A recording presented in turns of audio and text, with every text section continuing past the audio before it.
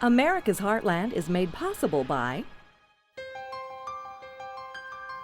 They make up a small part of our population, but have a huge impact on our lives. They take business risks few others would tolerate, all on our behalf. They're American farmers who feed, fuel, and clothe the world. Monsanto would like to recognize them for all they do for the rest of us. Because ultimately, our success and everyone else's depends on theirs. and by the American Farm Bureau Federation, the voice of agriculture. Hi, I'm Jason Shoultz. You might have thought cattle rustling was a thing of Wild West days gone by. Well, guess what? It's alive and well today. Coming up, I'll show you what's being done to combat it. How does your garden grow? Well, probably with seeds from this Heartland company. I'm Rob Stewart. We're taking you to Pennsylvania, where this company has been shipping seeds since 1876. I'm Akiba Howard. Are you hungry for something tasty? Well, for the folks of this Nebraska farming community, the best in dining comes with the wurst. And bring your appetite. It's all coming up on America's Heartland. You can see it in the eyes of every woman and man in America's heartland, living close to the land. There's a love for the country and a pride in the brand. In America's heartland, living close to the land.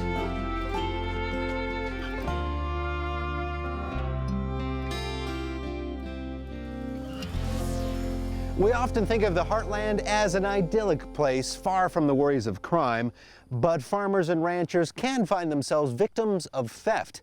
And when the target is cattle, the loss can be devastating. Back in Chicago, I never thought I'd be punching cattle, mostly belonging to other guys. Yeah, using trucks for rustling's the latest thing. In the 1939 Western Code of the Cactus, cattle rustlers are using trucks to menace California ranchers. And when the sheriff tries to track down the rustlers, the first thing he does is check the paperwork on the cattle. Who did you say them cattle belong to? I didn't say. Oh, a smart aleck, huh?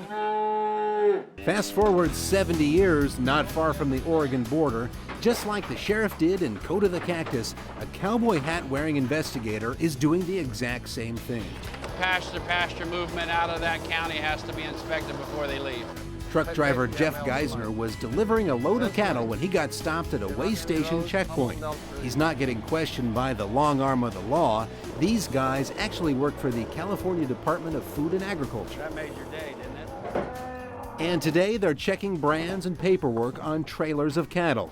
And Geisner's paperwork is not quite in order. Now, Jeff Geisner is not a cattle thief, but for not carrying the correct slip of paper, the ranch that he works for will pay a fine. So why so strict? Cattle theft's alive and well in California and probably throughout the western United States still today. We lose probably around 1,300 head of cattle every year due to theft, which equates out to about $1.5 million worth of cattle. From sprawling ranches where beef cattle graze to dairy operations where cows are lined up by the hundreds, cattle are a valuable commodity, and it's impossible to keep them under lock and key. So as long as people have been raising cattle, thieves have been rustling them. I'd say the cost was around $300,000 to $400,000. Dairy farmer Margot Souza knows all too well what kind of impact cattle theft can have on the bottom line. In 2006, nearly 200 dairy cows were stolen from her farm. The fact of the matter is, my dear fellow, they're planning raiding your lower pastures tonight. Well, how do they know that we got cattle in our lower pasture? Because they get information from your own outfit. And just like in the movie, the theft at the Circle H Dairy Ranch was an inside job. The herdsman responsible for overseeing the cattle was actually stealing and selling them. What had he been doing? We was selling the cattle to people he knew. They were stealing calves and selling them, trading the animals. You know, he'd have people in here making deals. Margot's surprise at the betrayal was no surprise to John Suther. 95% of the time, it's either an employee, a neighbor, or a friend of an employee that's participating in the theft. Well, it turns out it's not DNA testing, satellite tracking, or infrared cameras that are the best way to stop cattle rustling. In fact, these days, the way they do it is really the way they've been doing it since folks have been trading cattle, by using branding. Brands are the marks burned into the side of cattle using a hot iron. Every ranch has a specific brand for identification. In fact, there are 23,000 brands recorded in California alone. At the auction yard, state inspectors take a close look at the cattle coming in for sale. So if somebody came in with their truck and they didn't have the right paperwork, what do? Basically, we impound the cattle. You impound the cattle? We impound the cattle. They're not going into the auction? They don't go to the auction, and they can't leave the sale yard until we figure out who actually owns them. It wouldn't be hard for somebody to go rustle up a cow, throw it in the back of a trailer, and try to claim it as their own? Not at all. Not hard at all.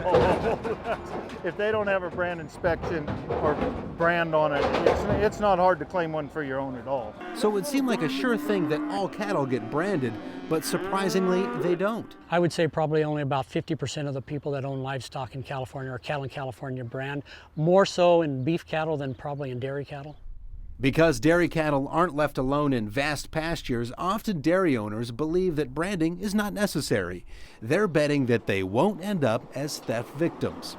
But Margot Souza's experience is a lesson for all cattle owners to keep close track of your animals. Fortunately for Margot, the thief was caught after John Suther's investigation. But brand inspectors continue to warn livestock owners, if your cattle get stolen and they're not branded, don't expect a happy Hollywood ending. If you ever need any help, send me a wire.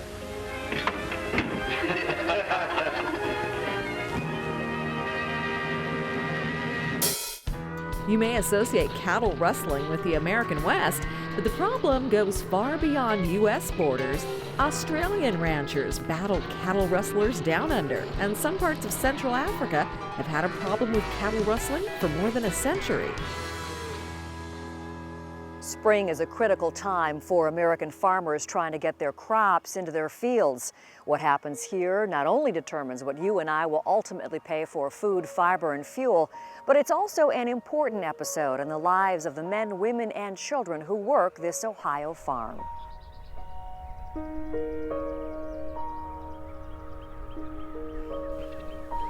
You know, this was second field we planted, right? Yeah, we planted the field behind here first. And, This is just the latest of many times that John Davis and his father Gary have walked their fields, checking soil conditions on their farm near Delaware, Ohio. On this spring morning, the weather is not cooperating. Every year weather's important, and this year we're behind, but there's still time if things break here, and we can get back in the fields. Gary, a third-generation farmer, was a veterinary instructor at Ohio State University. But raising his family on a farm was a dream that he had long held, a dream he realized in 1971 when John was still a toddler. It's been great growing up here. I've lived here since I was 2 years old. It's super working with my father every day, and it does have some challenges. Those challenges include weather-related problems faced by farmers all across the country. Not enough rain, even drought in some areas, too much rain in others. I got about 70 acres of that field planted, and I need to do there's 40 more out front. We've got about half the corn planted, which is pretty good for us in our area right now. Besides row crops like corn and soybeans, the Davis family raises wheat and a little bit of hay. Part of my role in managing this operation is risk management control in terms of spreading the crops, spreading the varieties, utilizing crop insurance, utilizing multiple marketing tools, all in an effort to minimize those risks. All of those variables play a role in whether farmers turn a profit on a crop or even have a crop to bring in when the growing season is over.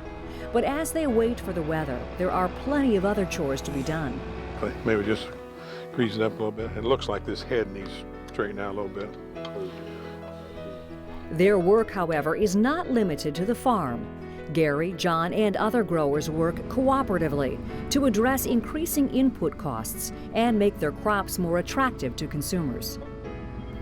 Do you think the average consumer has any idea what it takes to get those vegetables on the plate or the corn oil on the shelf? Probably not the average consumer anymore. So I think that's part of our challenge as the agriculture industry, as myself as a producer locally here.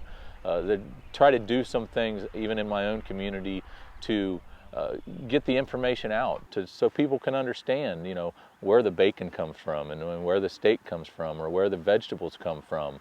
John's wife, Jill, wears 2 hats, with a career off the farm and plenty of chores at home as well. We consider this our family farm. I have 2 sons, Luke and Cole, and my wife and my mom. We all work together here. Off the school bus, John and Jill's sons put down their books and pick up a shovel.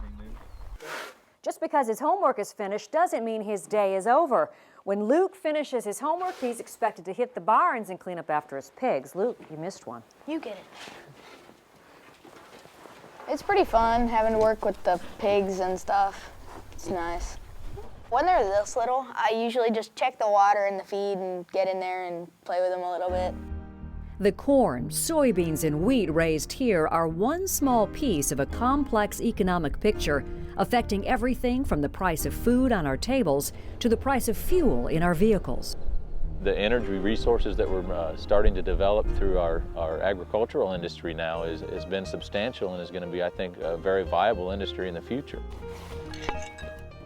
John sees opportunities along with the challenges of weather and costs that he and his family face. And he sees those opportunities as a harbinger of positive things for his family and the future. Hopefully we'll continue to grow, and as my sons hopefully get involved, maybe we can keep this thing working to maintain it as a family farm.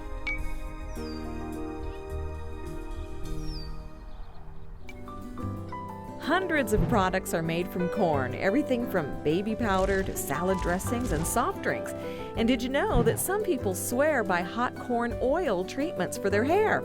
Warm the oil, massage it into those follicles, and cover for 15 minutes. Oh, and be sure to rinse.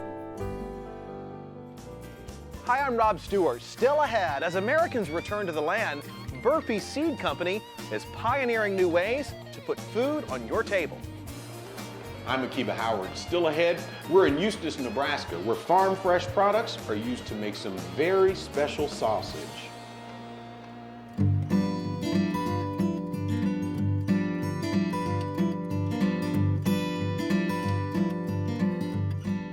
Hi, I'm Paul Robbins, and here's something you may not have known about agriculture. We give you the lowdown on a lot of crops on this show, but if you want the granddaddy of all cultivated crops, you can't ignore rice. Whether you like short grain, long grain, or medium grain rice on your dinner table, well, you are dining with history. The fact is that rice has fed more people over a longer period of time than any other crop.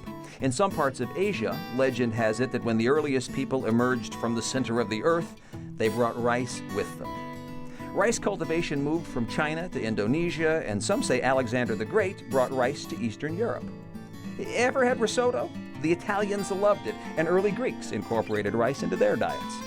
Europeans brought the grain to America in the 17th century, growing rice in the Carolinas. And while there are some 40,000 varieties of rice, only about 10% of those are marketed and sold. Where does it grow? Well, you will find rice growing on every single continent except Antarctica. And here's a great trivia question for your next party. There are about 29,000 individual grains in 1 pound of rice. Start counting. You may never grow 1,000 acres of corn, soybeans, or tomatoes, but if you've ever put in a backyard garden, you know something about farming on a small scale. And you also know that getting that garden off the ground starts with seeds. Americans love their produce. They spend some serious green, $2.5 billion, on home gardens in 2008 alone. Juicy red tomatoes are a favorite, and Tracy Lee knows all about them. In my travels and in my job, I've done this for 12 years, and so I have tasted thousands and thousands and thousands of tomatoes. Tracy Lee is the lead horticulturist for the Burpee Seed Company in Warminster, Pennsylvania. One time I tasted in one trip 200 varieties of tomatoes in about 2 hours. Tracy travels the world for seed selection and brings them here for production. And even in the dead of winter, spring and summer are the focus here. While the snow is still on the ground, Burpee will produce and package seeds for everything from corn to carrots, zinnias to zucchini. Some of this will go to stores and commercial farming operations, but city folks are also getting in on the farming act. People are going back to growing for just good old homegrown flavor, to save money, to spend time with their families, to take advantage of what they have in their backyard by converting it from just a yard to a paradise. This story of seeds began in the 19th century when the young W. Atlee Burpee became interested in plant hybrids. Deciding to start his own company, Burpee's mom provided a $1,000 loan, seed money, if you will. Today, George Ball directs the firm, living at Ford Hook Farm, the same spot where Burpee established his research and company. This is the study where Mr. Burpee wrote the first catalogs, W. Atlee Burpee. By the early 20th century, Burpee was reaching customers with millions of seed catalogs that have become iconic agricultural treasures. From the beginning, it was all about improving agricultural seed stocks. And he was only 18 when he started, so he was kind of a Bill Gates, type of thing, because seed was like a microchip in those days. So if you innovated on seeds, you innovated on the country's, foundation. Burpee is credited with originating seeds for sweet corn, lima beans, and hybrids of zucchini and melons. And in 1895, he developed his own variety of iceberg lettuce. And that really brought the lettuce to the American table, because lettuce wilts before the advent of the crisp head type, of which iceberg was the first. So this greenhouse is Burpee's top secret. Yeah, this is the top secret mad scientist laboratory. Yeah, no photography, please. Yeah. The sign says right there on the Yeah, well, door. there's some nice things coming in this greenhouse. Despite the sign, we talked our way in, discovering the botanical work here focuses not only on plant growth, but other attributes as well. Wider range of flavors, more textures, more interesting colors. Those are the things that you don't find in nature, but that nature has in her genes. And so through plant breeding, you can coax out these things that are locked up in the botanical world.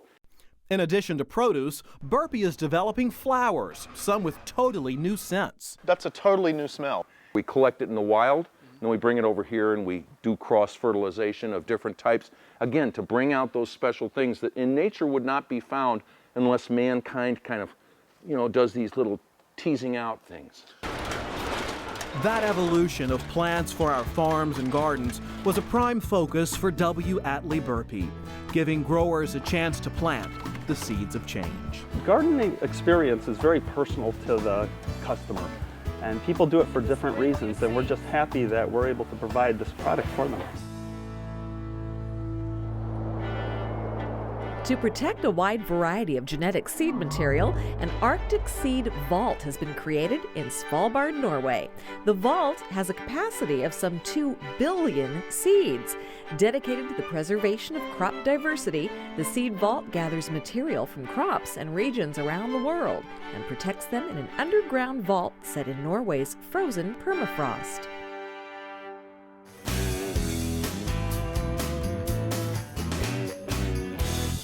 My name is Sebastian Braum. I'm an agronomist. What an agronomist does is he helps people grow crops. My personal specialty is plant nutrition, so I help growers with fertilizer questions. Now this is a soil probe here, and if I push this in, what agronomists do is help growers optimize their system. What I can bring to the table is to solve a particular problem.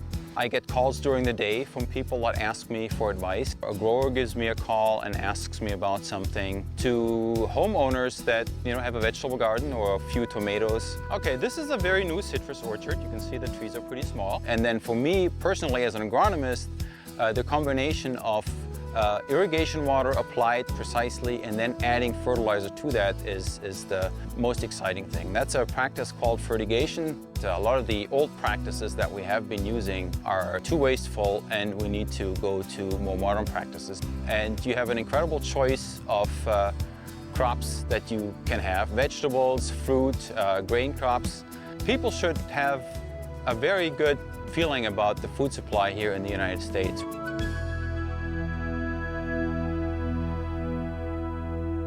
No matter what your background, sausages have probably been a favorite on your dinner plate or your barbecue grill.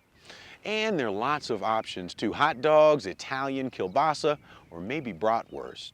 They're also a favorite of this Nebraska farming community, so much so that they've made themselves a special place in the sausage world. Willkommen to Eustis, Nebraska, a rural whistle stop just off I-80 in southwest Nebraska. Eustis, Nebraska was settled by German immigrants in the 1880s. Today, the town of some 500 souls comes complete with a German market, a German playground, and even a three-legged dog named Charlie that looks kinda like a German shepherd. But tourists don't drop by to see the people, the playground, or even the pub. They drop in for the pork and the beef. Sausages, that is. You could say they make the best of the worst.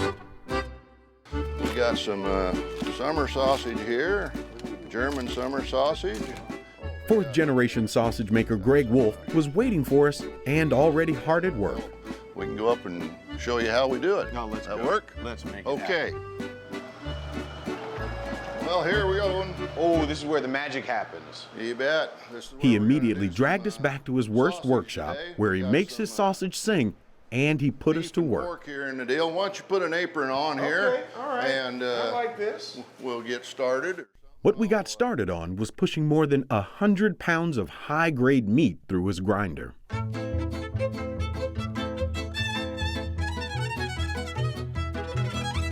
This mix of pork and beef had been sitting in a special brine for 4 days. It'll eventually become summer sausage. And I feel like I'm slowing you down, Greg. Well, usually I make about 250 pounds to 300 of this in a morning deal. Usually start grinding about 7:30 in the morning, and time we get it ground and mixed and stuffed and hung in the smokehouse, it's about noon when we get done. So about 4.5 hours for that there. We're only gonna make about 125 pounds here this morning. Needless to say, he's making it easy on us, because we've still got to add his special recipe of spices. And we stir this up in water. A recipe, Greg says, that's more secret than the Kentucky Colonel's. So I'm gonna punch the button here, and we're gonna get this mix in here, and I'm gonna add this seasoning to it. Then, there's the taste test.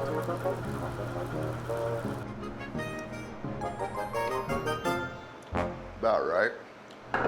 Now comes the fun part, the sausage stuffing. Although the stuffing may seem easy, Greg says the tying is the trick. This here's the toughest for most people right here, to tie these things like real quick and keep going, because when we got, you know, a couple 100 pounds, I'm not gonna stand here all day and stuff sausage. Greg spreads the casings apart so each is smoked properly. Last but not least, Greg adds a combination of wood chips that'll create just the right type of smoky flavor. Okay. Like I say, we'll take them out in the morning and they'll be ready to go. Childhood friend Clark Lyer uses Greg's sausage at his Lucky Chuck's restaurant. There's the happy German. But Clark has Greg create a special order using a different secret recipe. The mixtures, he says, are reminiscent of the old world German style. And so the German foods and things that we have around here reflect, you know, the type of foods from that Stuttgart area of Germany. So if you're traveling through Nebraska, take time to stop in Eustis. Say hello to the park and the pup, but be sure to visit the place. You know, the place that serves the best of the worst, in what folks here claim as Nebraska's sausage capital. Oh yeah, it's signed and stamped by the governor of the state of Nebraska. And that's going to do it for us this time. Thanks for traveling the country with us on this edition of America's Heartland. And we're always pleased that you can join us. Remember, there's much more on our website, including video from today's stories. Just log on to americasheartland.org. We'll see you next time right here on America's Heartland. To order a copy of this broadcast, visit us online or call 1-888-814-3923. The cost is $14.95 plus shipping. You can see it in the eyes of every woman and man in America's heartland, living close to the land. There's a love for the country and a pride in the brand in America's heartland, living close to the land. America's Heartland is made possible by They make up a small part of our population, but have a huge impact on our lives. They take business risks few others would tolerate, all on our behalf. They're American farmers who feed, fuel, and clothe the world. Monsanto would like to recognize them for all they do for the rest of us. Because ultimately, our success and everyone else's depends on theirs. And by the American Farm Bureau Federation, the voice of agriculture.